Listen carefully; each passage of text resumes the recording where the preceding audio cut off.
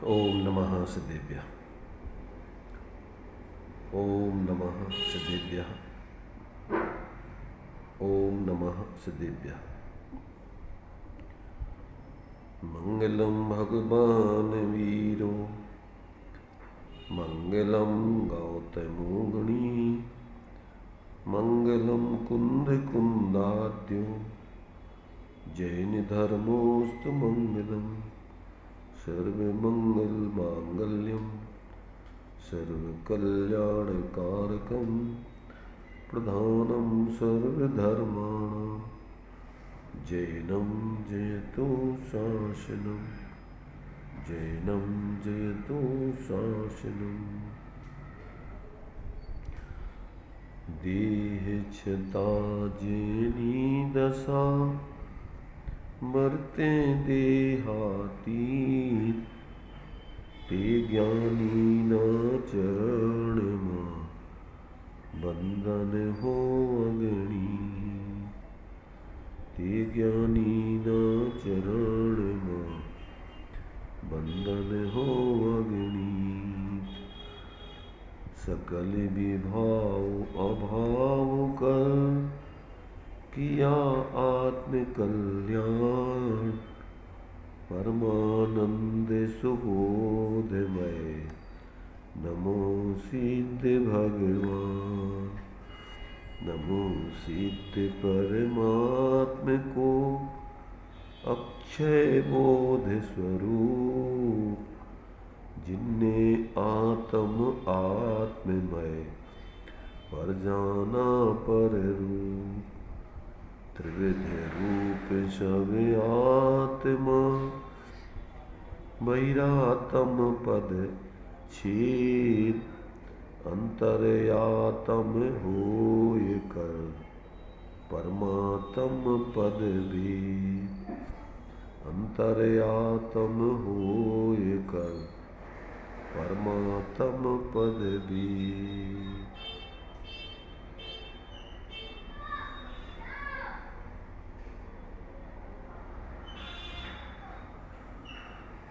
चर्चा अपनी विराग सरिता श्रीमद् राजचंद जी के वचनों का संकलन इसके माध्यम से चल रही है। श्रीमद् राजचंद जी के वचन आगम का पूर्ण अध्ययन करके गहराई से उसको अपने आत्मा में पूर्ण प्रयत्न पूर्वक आत्मसात करते हुए अत्यंत ज्ञान वैराग्यमय जीवन जीते हुए उन्होंने जो आत्मार्थी साधक जीवों के लिए परस्पर पत्र आदि लिखे थे अथवा कुछ संबोधन उन आत्मार्थी जीवों के लिए करने के लिए कुछ छंद आदि लिखे थे, उसमें से जो यहाँ पर संकलन करके ये जो एक पुस्तक एकत्रित की गई है वो पुस्तक अपने लिए आत्मार्थी जीवों के लिए बहुत ही कल्याणकारी है। तो उसी के माध्यम से जो इसमें वचनों का संकलन है उसमें से अपने अभी 186 नंबर तक के वचनों की चर्चा हो चुकी थी। इसके आगे के जो वचन हैं वो अपने लिए बहुत ही जागृति करने वाले हैं, प्रेरणादायक हैं और सजगता उत्पन्न करने वाले हैं। कहाँ कहाँ अपन को जागृति रखना चाहिए, कैसे कैसे अपने जीवन में भ्रम आदि होते हैं, कहाँ कहाँ जीव अटकता है, उन सब बातों का यहाँ दिग्दर्शन कराया है।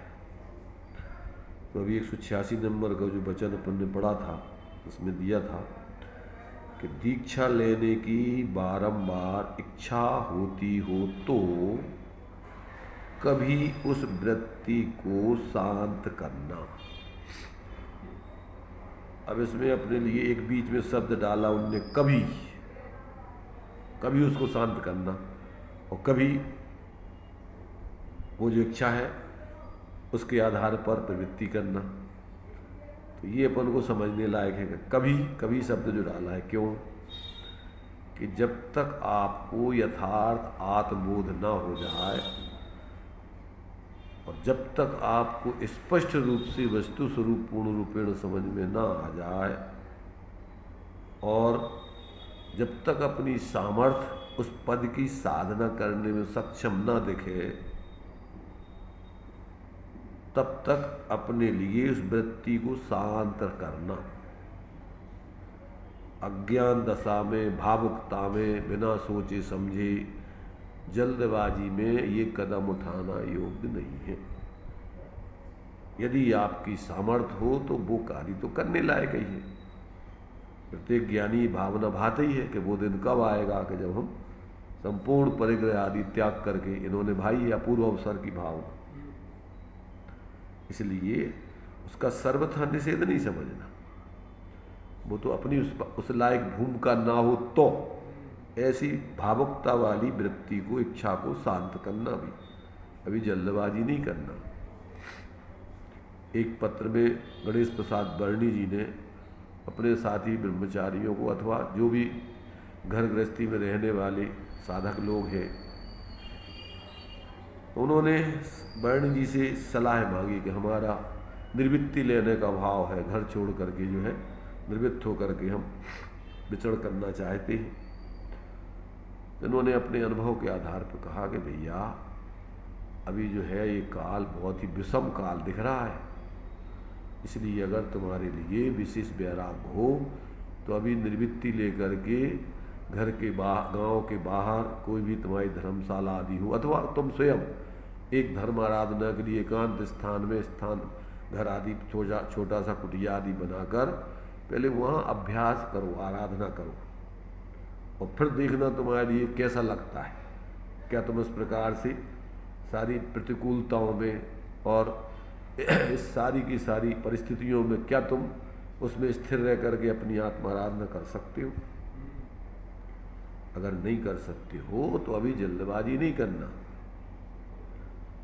और उन्होंने अपने स्वयं के अनुभव बहुत सारे ऐसे लिखे हैं कि भैया देखो अभी हीन सहनन है, किन्हीं ब्रह्मचारियों ने, किन्हीं त्यागी वृत्तियों ने उनको कहीं एक स्थान पर ठंड का मौसम था बुलाया, तो उन्होंने अपने पत्र में लिखा कि देखो भैया तुम लोग बाहर से थोड़ी ज़्यादा निर्वृत्ति वाले हो, अभी आप ओढ़ने के लिए ज़्यादा कपड़े वगैरह नहीं लेते हो, परंतु हमारी अभी ऐसी सामर्थ्य शक्ति नहीं है कि हम अभी पल्ली या रुई का कपड़ा ना ले ठंडों में और हमारा जो है परिणाम सहज रह सके।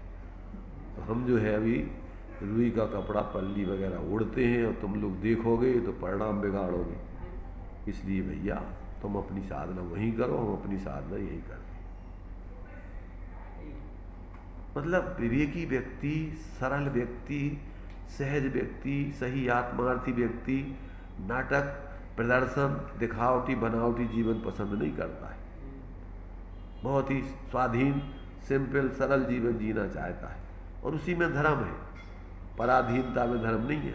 अभी तुम्हारी इच्छाएं, अपेक्षाएं, सामर्थ्य उतनी नहीं हो तो तुम दूसरों के अधीन हो जाओगे। जो चीज़ें ज़रूरत है और तुमने सब छोड़ दो परिग्रह वगैरह, तब तुम दूसरों से मांगोगे और नहीं देंगे तो तुम्हारे परिणाम बिगड़ेंगे, अपेक्षा रखोगे। इसलिए ये बहुत ही ये मार्ग विवेक का है, संतुलन का है और भावनापूर्वक सामर्थ्य प्रमाण साधना करने का है।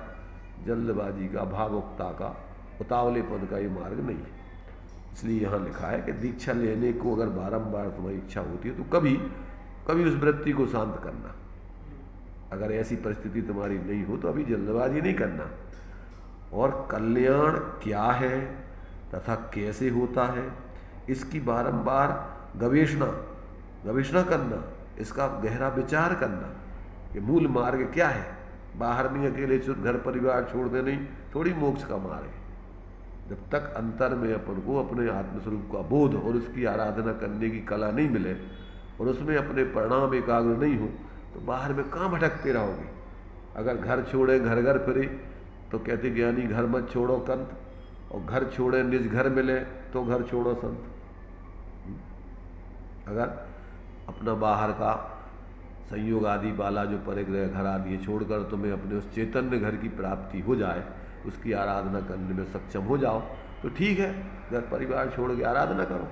और अगर वो बाहर के घर छोड़ के और फिर तुम्हें अपनी व्यवस्था के लिए घर घर में भटकना पड़े तो कहते भैया ऐसे में घर छोड़ करके अच्छा नहीं है घर छोड़ना।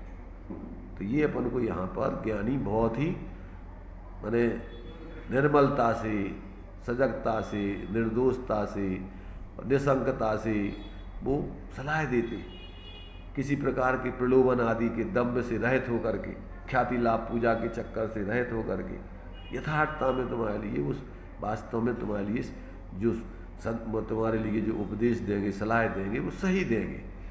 वो झूठी अपनी ख्याति लाभ पूजा बढ़ाने के लिए, भीड़ इकट्ठी करने के लिए, मान सम्मान आदि पाने के लिए शिष्यों का समूह इकट्ठा नहीं करेंगे।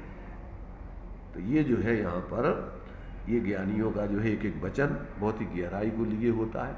उतनी गंभीरता से जब उसके बारे में विचार नहीं करेंगे तो फिर हम वास्तव में जो अपना प्रयोजन है वो साध नहीं पाएंगे। यहाँ पर इसकी बारंबार गवेषणा करना, विचार करना, इस प्रकार अनंत काल से जीव की भूल होती आई है।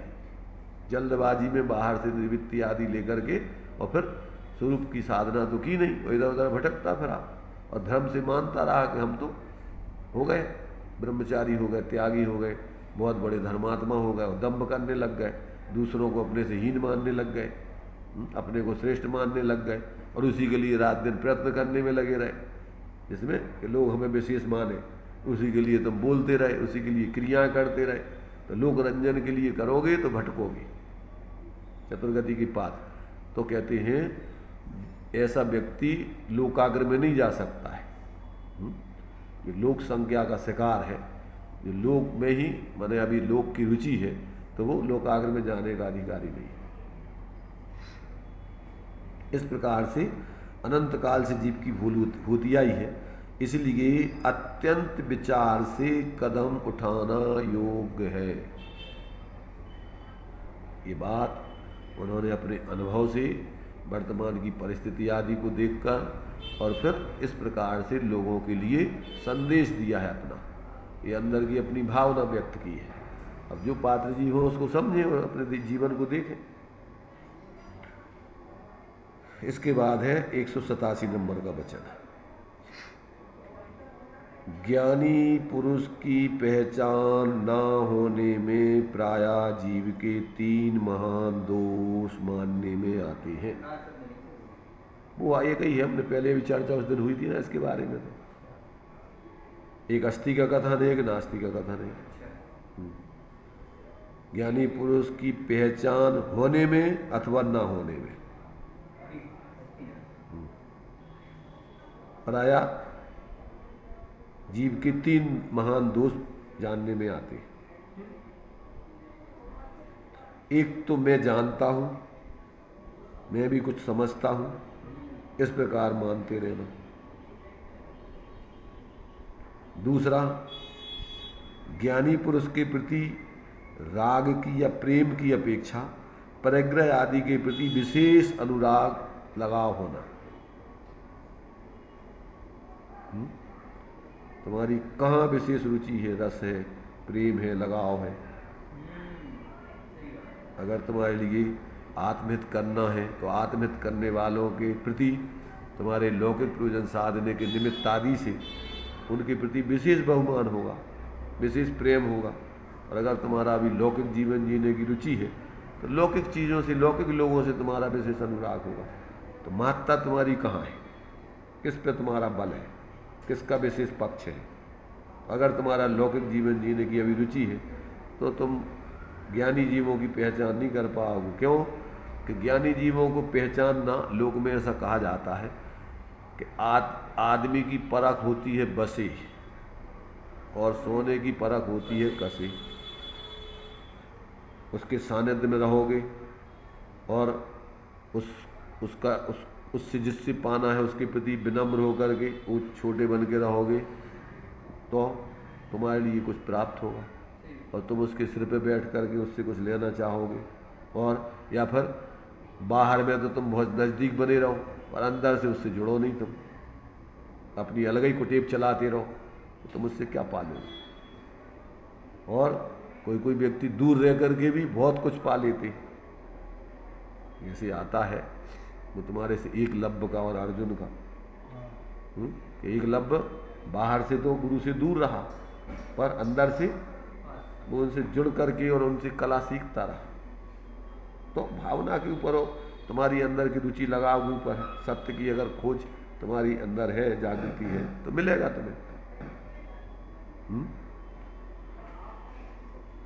इसलिए ये सब बातें अपन को समझने लायक है, जीवन में अपने देखने लायक है। और फिर अपना अगर हित साधना है तो जो अपने हित में बाधक चीज़ें हैं उनसे पृथक होकर के, उनसे अलग होकर के जिस अपने हित में साधक हैं उन चीज़ों को जीवन में अपनाना जरूरी है। तो ज्ञानियों का लाभ लेने में जो बाधक चीज़ें हैं वो 3 हैं। एक तो मैं कुछ विशेष जानता हूँ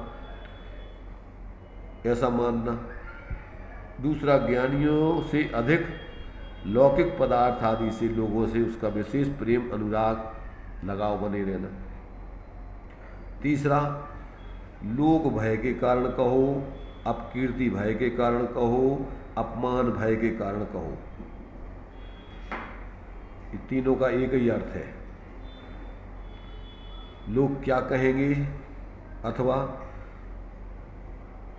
लोक में हमारी अपकीर्ति होगी अथवा हमारा वहाँ मान खंडित होगा, अपमान, मूर्खों में हमारा सम्मान खत्म हो जाएगा और ज्ञानियों के पास जाकर के हमारा क्या है, दम्भ तोड़ना पड़ेगा, हमें विनम्र होना पड़ेगा।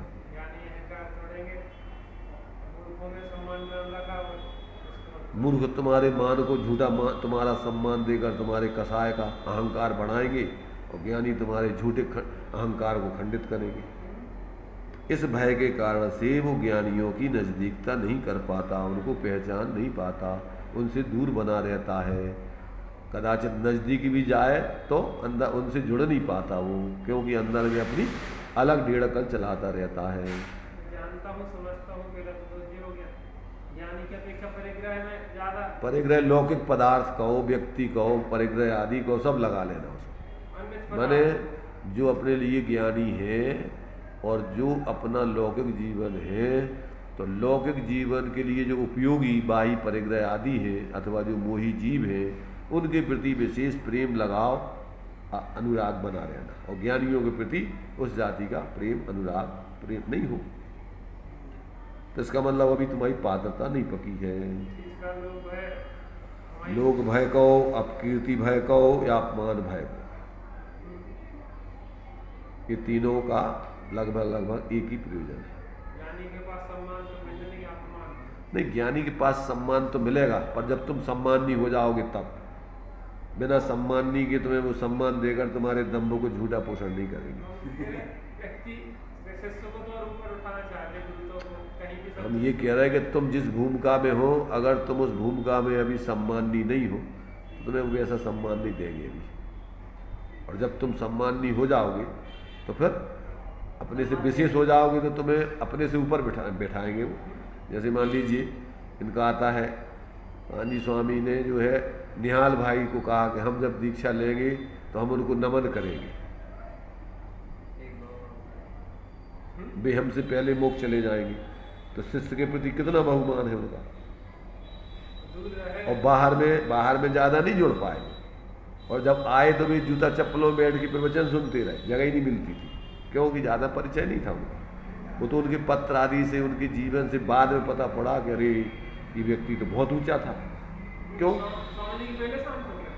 कौन? हाँ, तो क्या है कि वो तो व्यक्ति के जाने के बाद पता पड़ता है उसके जीवन आदि से, उसके वचन आदि से। क्यों? कि वो व्यक्ति लोगों में दिखाना तो चाहते नहीं, बुद्धिपूर्वक तो वो ख्याति लाभ पूजा से दूर रहता है। और मूर्ख लोग भीड़ भड़क का ज़्यादातर वो जो है ज़्यादा परिचय अपना देना चाहते, और वो कभी परिचय देना नहीं चाहते अपना। इसलिए यहाँ पर कहते हैं कि भैया जब तक आपको अंतर में इस प्रकार का विवेक जागृत होकर के और अपने अंदर में इतनी विनम्रता भी नहीं होगी तब तक आपके जीवन में ज्ञानियों का जो लाभ मिलने चाहिए, उनकी जो पहचान आदि होने चाहिए, वो उनको नहीं समझ पाओगे कि क्या है। क्योंकि ज्ञानी तो गुप्त रह करके अपनी आराधना करना चाहते हैं। ज़्यादा प्रदर्शन में लोग उसमें नहीं दिखावा में आना चाहते। क्यों? तो उसमें उनकी अपनी आत्मा की विराधना होती है, आराधना की विराधना। ज़्यादा बाहर में आए कि संकल्प विकल्प बढ़े, परिचय बढ़ा के उतने विकल्प खड़े होंगे।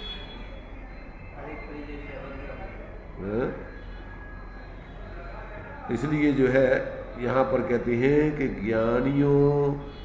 ज्ञानी पुरुष की पहचान होने में बाधक 3 मुख्य कारण हैं कि अपने को विशेष समझदार कि मैं भी जानता हूँ, अथवा ज्ञानी पुरुष के प्रति अनुराग या प्रेम की जगह परिग्रह आदि बाह्य लौकिक संसारिक जीव आदि के प्रति उसको विशेष अनुराग रहे, प्रेम रहे।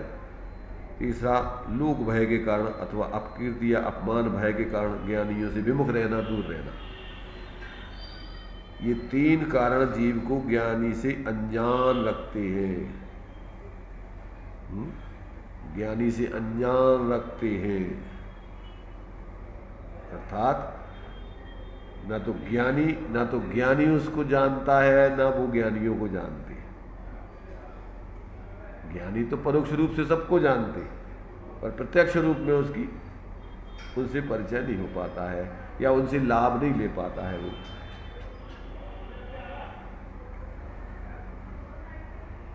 और कहते हैं इन 3 दोषों का एक मूल उपादान कारण तो एक स्वच्छंदता नाम का महादोष है।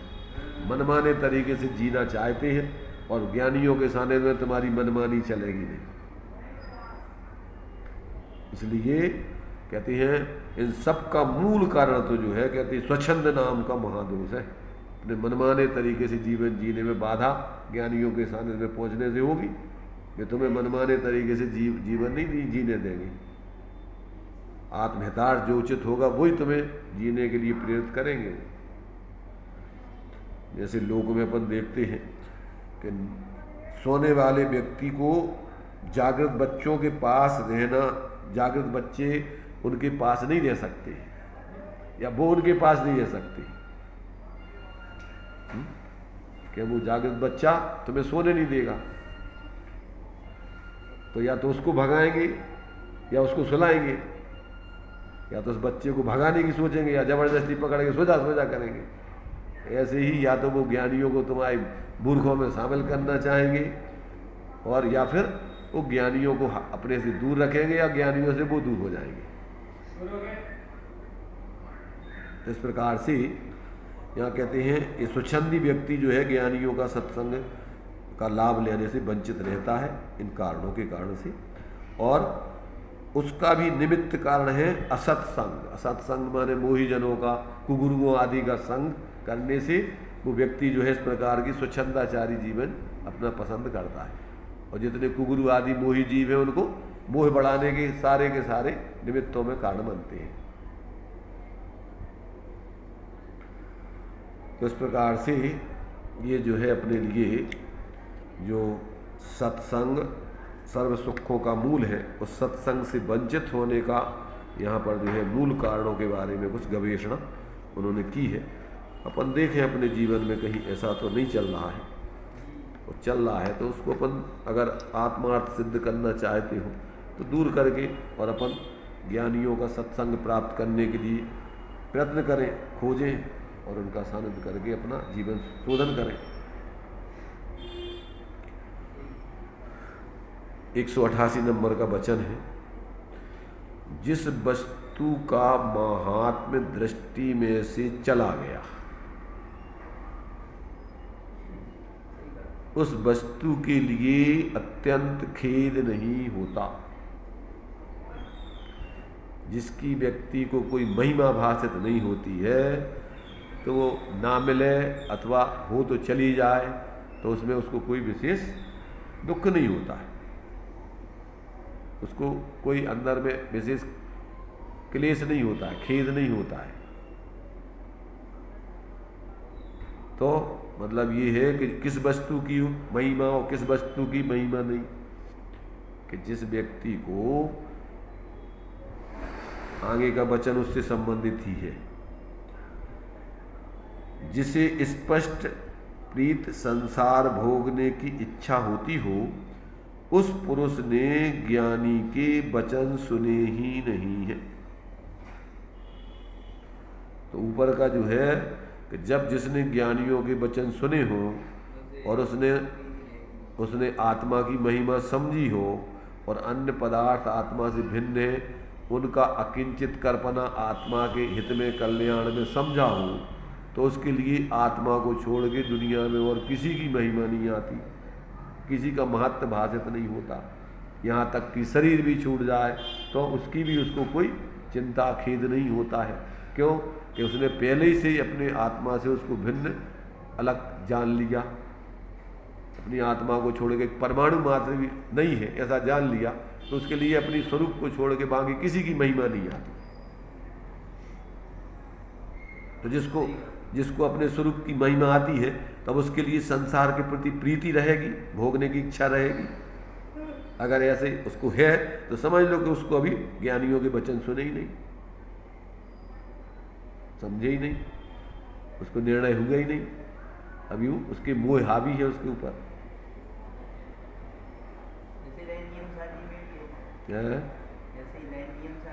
सब ग्रंथों का सार है, जितने ज्ञानी हैं उन सब ज्ञानियों का ये वचन है। अकेला एक नियम सार क्या,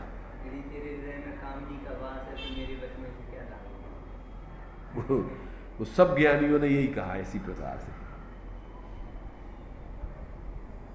उसी से संबंधित आगे देखो, आगे का वचन भी 190 उसी से संबंधित है। ज्ञानी पुरुष के वचन सुनने के बाद स्त्री का सजीवन शरीर आजीवन रूप से भासे बिना नहीं रहता।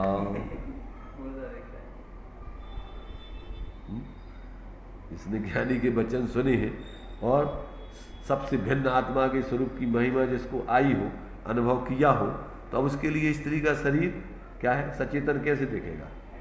जड़ चेतन की परिणति अलग अलग दिखाई देगी उसको। ये तो मुर्दा है, अंदर में सचेतन जीव चैतन्य स्वरूप है। अब इसमें अपन को इस मुर्दे को कौन देखे? जैसे लोग को मुर्दा छूने लायक नहीं है, ऐसे ही कौन उस मुर्दे को छुए, ऐसी अशुचि वस्तु को, अपवित्र वस्तु को।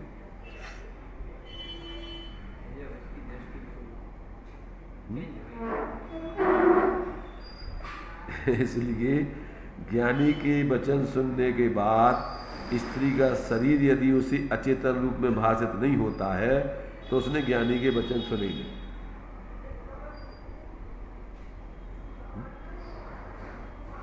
उसकी आत्मा पृथक दिखने चाहिए, उसका शरीर अलग दिखने चाहिए, है ही दिखने चाहिए, कहीं झूठा नहीं है। वो साथ में रहते हुए भी वो तो अचेतन नहीं है। उपचार से उसको चेतन कहा जाता है, घी के साथ घड़े को घी का कहा जाता है। उसको अपना धुआं दिखाई देगा तो उसका भी धुआं दिखाई देगा। वही कह रहा है कि वो तो सबका दिखेगा फिर उसको। इसलिए तो एक इंद्रिय आदि में सब में वो परमात्मा दिखेगा उनको। इसलिए किसी भी जीव के प्रति उनका अभिनय का या किसी प्रकार का असावधानी का भाव नहीं आएगा। विवेक पूर्वक बराबर जीवों के प्रति उनका बहुत सम्मान का भाव, अपने निमित्त से किसी को कोई तकलीफ ना हो जाए, ऐसा विवेक रख के प्रवृत्ति करेंगे, बोलेंगे, सोचेंगे, क्रिया करेंगे, तो ऐसी अपनी आत्मा के प्रति ये जो है, मैंने इन सारे वचनों में अपन को विस्तार से सब खुलासा, एक चीज समझ ली तो उसने एक को साध लिया, तो सब चीजें ये आपको ज्ञान में विस्तार रूप में फिर एक एक का खुलासा करते रहो। है एक को साध लिया तब तुम्हारे ज्ञान में सब जिस रूप में साधने लायक है, अर्थात पर को पर जान करके उनसे विरक्त रहने लायक, तो विरक्त रहोगे। व्यवहार से जहाँ जो तुम्हारी प्रवृत्ति करने लायक, करते हुए भी उनसे विरक्त रहोगे। एकत्र बुद्धि पूर्वक कोई प्रवृत्ति नहीं करोगे।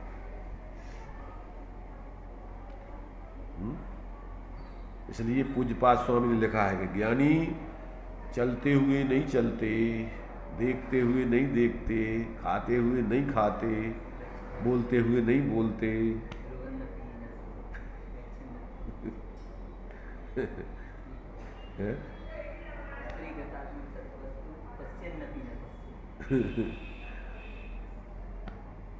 तो ये दशा उनकी होती है। देखने वाले कोई देख रहे, देखने वाले कोई सुन रहे, देखने वाले ही के रूप में चल रहे, बाहर में वो चल ही नहीं रहे, खा ही नहीं रहे, देख ही नहीं रहे, बाहर का कुछ सुन ही नहीं रहे, अपनी सुन रहे वो सब।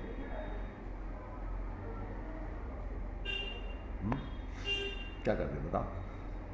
परमार्थ से अपन ज्ञान में सब ज्ञानी रूप होकर के ज्ञात होते हैं, तो वे वास्तव में तो अपने में आते ही नहीं हैं।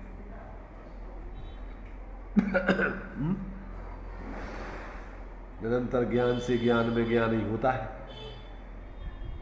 कल्पनाएं खत्म हो जाती हैं।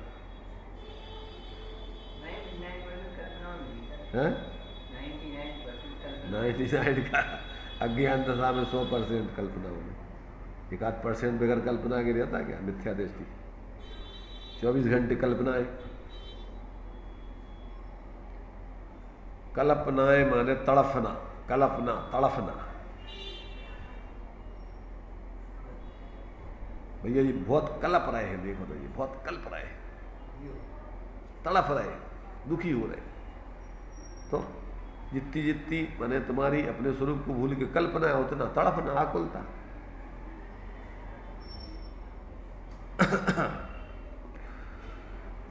बहुत गजब की बात है भाई। कौन समझे, कौन समझावे?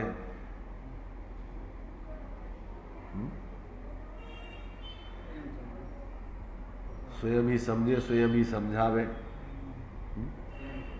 तो समझ में आवे। दूसरे न समझा सकते हैं, न दूसरों से समझ सकते हो।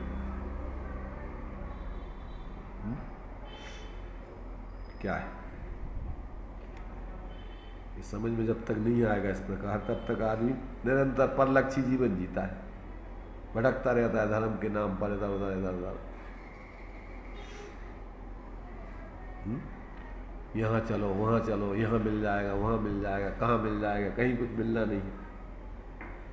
यतो न किंचित परतो न किंचित, यतो यामी ततो न किंचित, विचारयन्ने जगत न किंचित। विचार करके देखो तो जगत में तुम्हें कहीं कुछ मिलने वाला नहीं। कहाँ मिलेगा? स्वात्मावबोधात अधिकम न किंचित। अपने आत्मबोध से अधिक कहीं दुनिया में तुम्हें कुछ मिलने वाला नहीं। स्वरूप ही तुम्हें मिल सकता है और बाहर में कुछ नहीं मिल सकता, न मिला है आज तक, न मिलने की व्यवस्था है। अपनी परिणति में, अपने ज्ञान में पर तो मिलते ही नहीं। स्व मिला हुआ है और मिल सकता है, तो उस पर लक्ष्य नहीं है, इसलिए भ्रमित रहता है जी।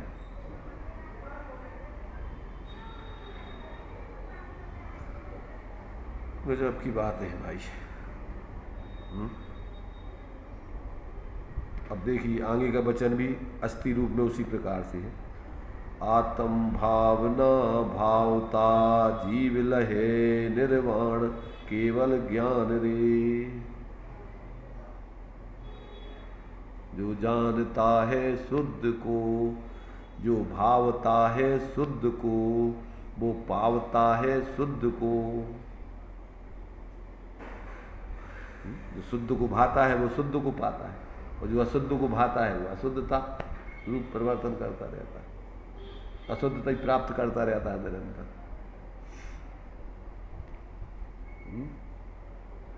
इधर देखने में हमारी गर्दन दुखने लगती है। सामने बैठना चाहिए सुनने वालों को।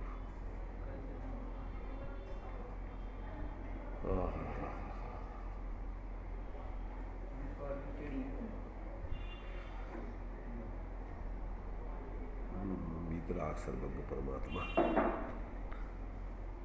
तो ये जो है एक एक वचन ज्ञानियों का आपके भ्रम को दूर करके, भ्रमणा को मिटा करके, बोध को जागृत करके स्वरूप स्थिरता का कारण बनता है। यदि आप हृदय से जागृत होकर के ज्ञानियों के वचनों को सुन लोगे तो सारी भ्रमणा दूर हो जाएगी, सारे भ्रम खत्म हो जाएंगे, ज्ञान जागृत होकर के स्वरूप में स्थिर होने लगेगा। क्योंकि भ्रम से ही भ्रमण चल रहा है अपने में ही, बाहर में तो अपना भ्रमण होते ही नहीं है। बाहर का भ्रमण तो उपचार का है, मूल में तो अपने भावों में ही भाव वर्ण जो है बस वही मूल भ्रमण है।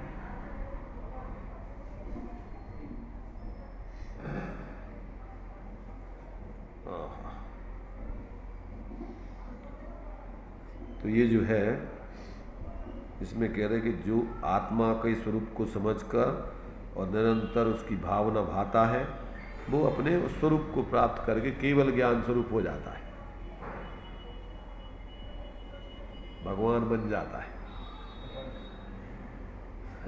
उसकी भगवत्ता अंदर से खिल जाती है, मुरझाई ज्ञान लता अंतर्बल से खिल जाती है।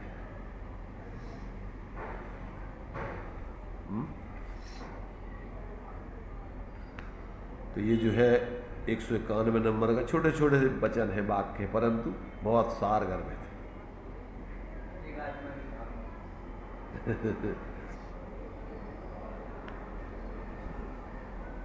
एक कहानी सुनाई थी ना तुम लोगों को, ध्यान में हो पंडित जी ने, कि राजा बाहर विदेश जा रहा था, रानियों से कहा कि किसको क्या चाहिए, सुनी थी? हैं? तो कई रानियों ने कहा मैं ये ले आना, कोई ने कहा ये लाना, कोई ने कहा। एक रानी ने सिर्फ रोते हुए अपने पत्र पर आंसू टपका दिए कि हमें कुछ नहीं चाहिए, सिर्फ आप चाहिए हमें तो बस। उस रानी के लिए सब कुछ था उनका। ऐसे ही जो परिणति अपने एक पर, अपने स्वरूप पर समर्पित हो जाती है, उसको स्वरूप का सब कुछ मिलता है। और जो अन्य की कामना रखते हैं उनको क्या मिलता है? कुछ नहीं, भटकती रहती है।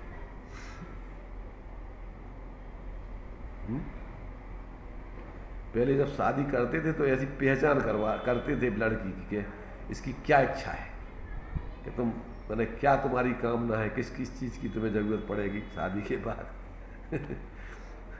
तो देखते थे कि अगर उसकी बाहर की रुचि है तो वो तुम्हारे घर परेशानी का कारण बनेगी। वो कहते कि हमारी तो उसी में संतुष्टि है जिसमें हमारे पति प्रसन्न रहेंगे, हमारी वही चाह रहेगी जो हमारे पति की चाह होगी।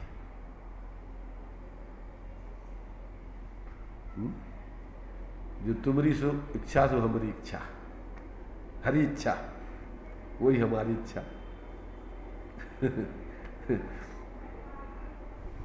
तो हरि तो इच्छा रहे थे, तो तुम भी इच्छा रहित हो जाओगे तो तुम हरि बन जाओगे।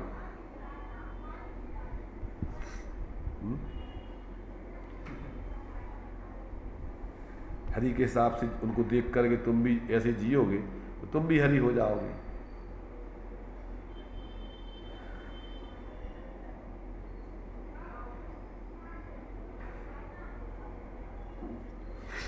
भाई जैसों की संगति करोगे वैसे हो जाओगे।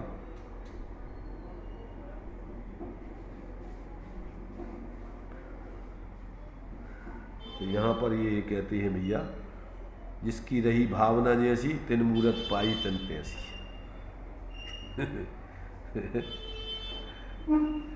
इसमें भी वही भाव है। तुम्हारी ही प्रतिबिंब ही तो है, तुम्हारे में आता है, तुम्हारी जो भावनाओं का ही प्रतिबिंब तो आत्मा में प्रकट होता है। अपन किसी एक एकांत घर में आवाज लगाओ तो वही आवाज तो लौट के आएगी तुम्हारी।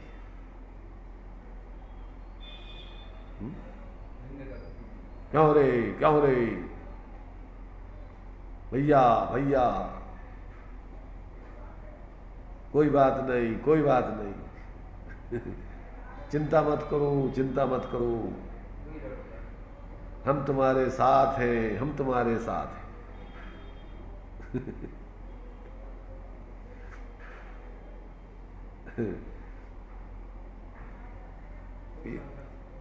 तो इसलिए अपन को सिर्फ दृष्टि तो है, सब खेल कमाल, दृष्टि का तो कमाल है, जैसी दृष्टि वैसी सृष्टि। इसलिए सबसे पहले उस दृष्टि का महत्व है। तुम्हारी दृष्टि कहाँ है, क्या है? मोक्ष महल की प्रथम सीढ़ी, संसार महल की प्रथम सीढ़ी। कुदृष्टि मिथ्या दृष्टि संसार महल की प्रथम सीढ़ी, संसार की सीढ़ी है, मूल है संसार का। और सुदृष्टि सदृष्टि ज्ञान वृत्तानि धर्मम, तो यदि ये प्रत्यनीकानि भवंती पद्धति। एक दो लाइनों में तो पूरा सब कुछ है।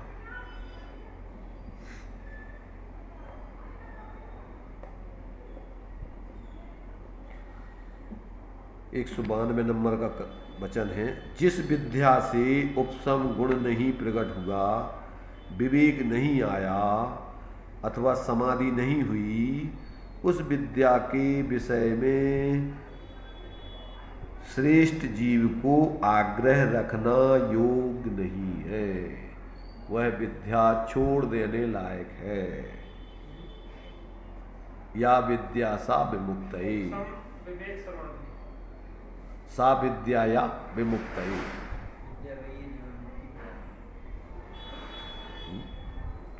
जो तुम्हारे लिए मुक्ति का कारण बने वही विद्या विद्या है।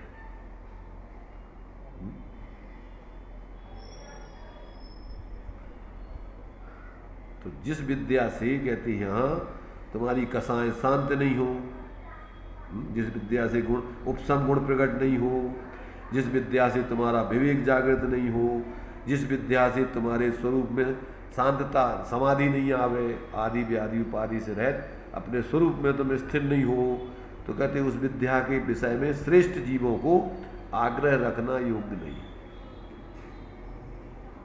उस विद्या को तुम कहते हैं तुम्हारे कोई काम की नहीं है, उसके प्रति तुम्हारे लिए लगाव नहीं रखने चाहिए, उससे दूर हो जाना चाहिए, हट जाना चाहिए।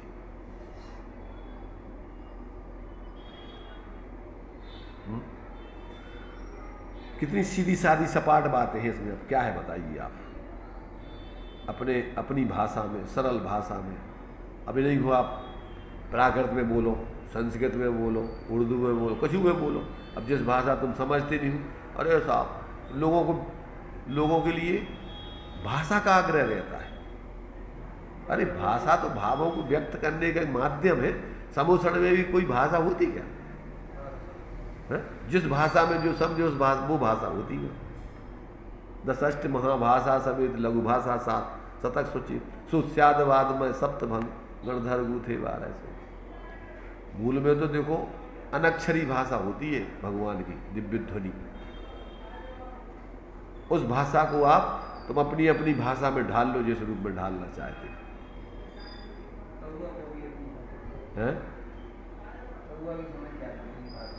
अरे हम ये कह रहे हैं कि कोई भी कुछ भी बोल रहा हो तो अपन अपनी भाषा में उसको लगा लो। किस भाषा में बोल रहे हैं तो वो तो तुम्हारे ऊपर ढालने के ऊपर। तुम जिस जैसे जिस स्वर होते हैं तो तुम जिस उसमें ढाल दो वो शब्द बन जाएगा, उसका स्वर है भी। तो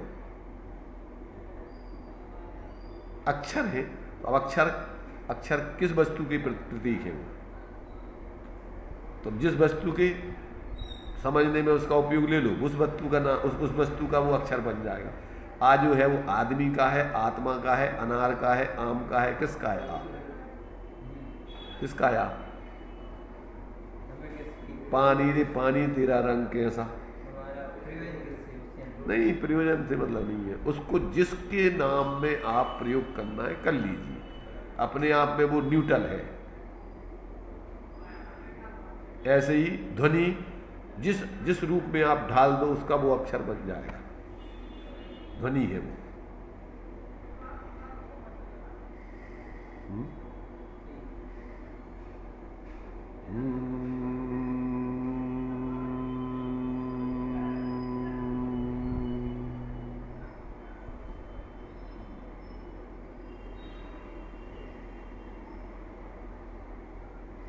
दिव्य ध्वनि, अनक्षरी भाषा।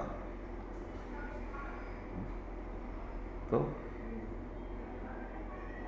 बिंदु है, बिंदु जिस रूप में तुम ढाल दो वो अक्षर बन जाएगा उसका। बिंदु अपने आप में कोई अक्षर नहीं है, उनको जो आकार देना है तुम वो आकार दे दो।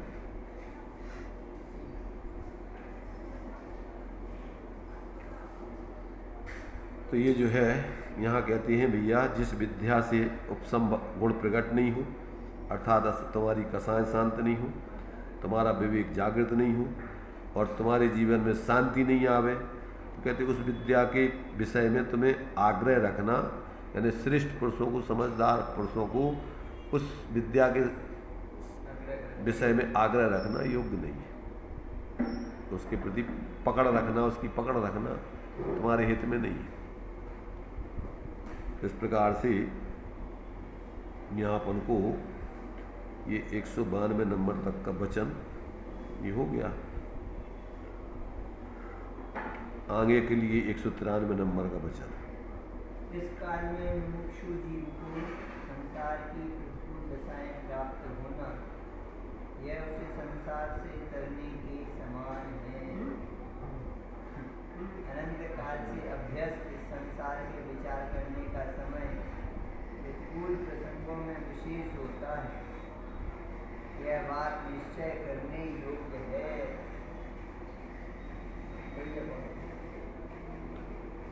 देखो, सबसे पहले तो यहाँ लिखा हुआ है, इस काल में मुमुक्षु जीवों को, इस काल में मुमुक्षु जीवों को प्रतिकूल दशाएं प्राप्त होना, यह उसे संसार से तरने के समान है। इसके लिए अपन दूसरा ले सकते हैं कबीरदास जी का वचन,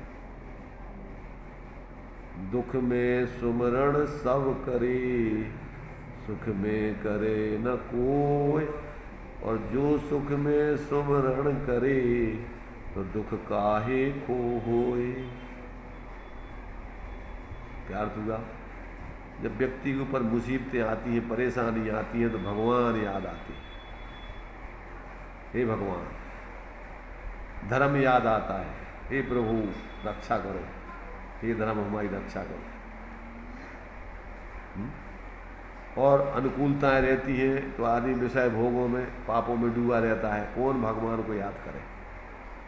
अपन को परेशानी होए तो भगवान के पास तो व्यक्ति जब जाता है, कोई समस्या हो, जब कोई समस्या ही नहीं है तो अपन को क्या जरूरत है भगवान के पास जाने की, धर्म करने की।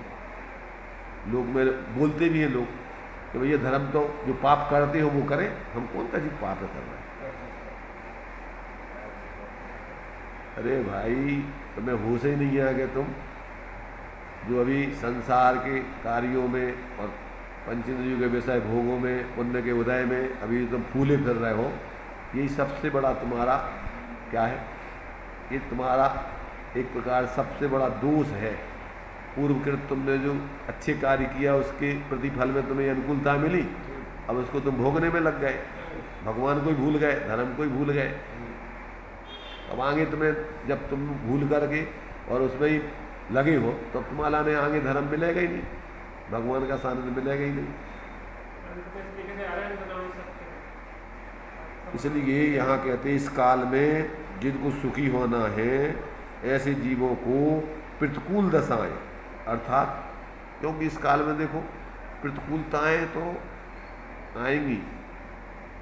हीन सैनन है, वातावरण विपरीत है, ज़्यादातर लोग धर्मांध हैं, सांप्रदायिक हैं, जीवों आपस में एक दूसरे जीव के प्रति बहुमान नहीं है, सब अपने अपना अपनी जाति अपना माना हुआ धर्म पर यथार्थता में समझते नहीं है, सबको वास्तविक धर्म समझते नहीं है। क्यों? कि धर्म तो वास्तव में निष्कषाय भाव है, सबके प्रति प्रेम पूर्वक अपनी शांति से जीना है। लड़ना झगड़ना, एक दूसरे के प्रति दुर्भाव करना, ये कौन सा धर्म है? धर्म के नाम पर। तो यहाँ कहते हैं कि प्रतिकूल दशाएं प्राप्त होना यह उसी संसार से तरने के समान है। ये तुम्हारे लिए क्या है? भगवान से जुड़ने का और धर्म से जुड़ने का एक अवसर है। प्रतिकूलताएं, पाप का उदय, अनंत काल से अभ्यस्त इस संसार के विचार करने का समय, माने जीव जो अनादि काल से इस संसार के विषय भोगों में लगा हुआ है, संयोगों में ही मूर्छित है, तो कहते हैं उसको विचार करने का समय प्रतिकूल प्रसंगों में ही विशेष होता है। जब उसके जीवन में प्रतिकूल प्रसंग आते हैं, परेशानियां आती हैं, तो ही जो है लोग कहते हैं, जेल में जाकर के लोग कहते हैं कि वहाँ हमारी बुद्धि बहुत जागृत है, बहुत सोचने का अवसर मिलता है। वहाँ सबसे बड़ा शिक्षालय है जेल। जेल। एक बार सबको जाना चाहिए। वैसे तो देखो सब जेल ही में है, तन कारागृह। तुम अभी जो है कोई मुक्त हो क्या? जेल में ही तो हो सब। पर अपन और जेल में जेल, दूसरा जेल और जेल में जेल चले जाते हैं, उसको जेल मानते हैं। इसलिए वहाँ आदमी को क्या है, सोचने समझने का अवसर आता है कि अपन ने वास्तव में क्या क्या किस कारण से हम जेल में आ गए, ऐसी गलती की हमने वास्तव में की है, ये उचित थी कि अनुचित थी, अपन को करना चाहिए कि नहीं, और करोगे तो क्या दशा होगी तुम्हारी फिर। इसलिए वहाँ पुस्तकें लिखी लोगों ने, नेहरू जी वगैरह ने, और भी जो लोग हुए हैं जिस समय मैंने वो जेलों में रहे हैं स्वतंत्रता के समय, तो उस समय उनकी, हाँ, वहाँ उन्होंने अपने अपने अनुभव लिखे सब।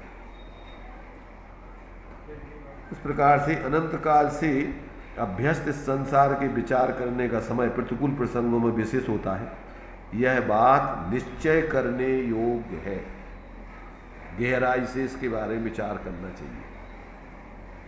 अनुकूलताओं में पुण्य के उदय व्यक्ति को टाइम ही नहीं है, रात दिन दौड़ा फिर रहा है। ये जो है इन वचनों को अपन जो है ज्ञानियों की एक एक वचन का गहराई से चिंतन मनन करें, घोलन करें, और अपने जीवन का शोधन करके इस मानव जीवन को सफल बनावें। टाइम अपना हो चुका है।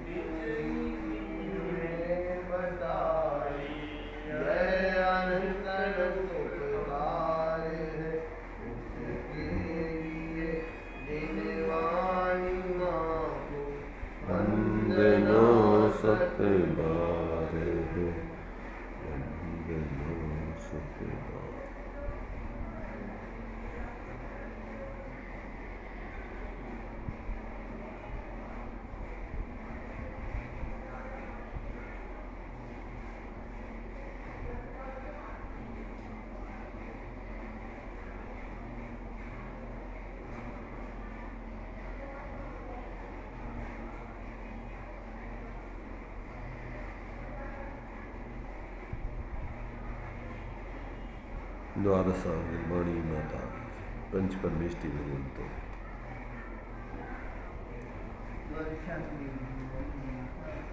जय।